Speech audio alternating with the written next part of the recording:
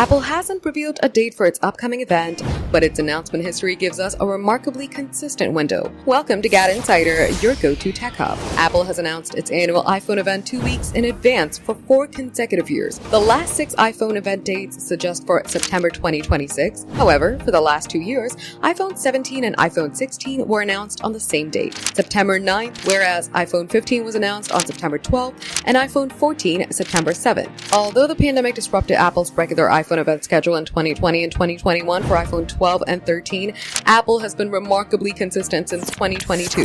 Apple hasn't officially announced the next iPhone event date, but Wednesday, September 9th is currently the leading possibility.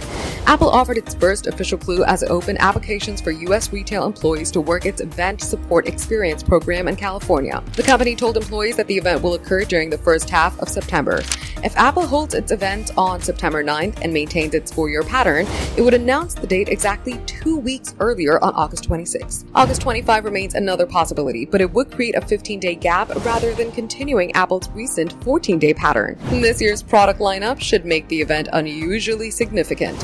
Apple is expected to unveil 3 new flagship iPhones: iPhone 18 Pro, iPhone 18 Pro Max, and its first foldable iPhone, possibly called iPhone Ultra, whereas the base iPhone 18, iPhone 18e, and iPhone Air 2 are left for spring 2027. The event will mark another first for Apple as John Ternus becomes CEO, moving Tim Cook to executive chairman of the board. That will make this the iPhone event the first of Ternus's era. For more updates, subscribe to GadInsider, like and share the video, and don't forget to press the bell icon so you never miss any update.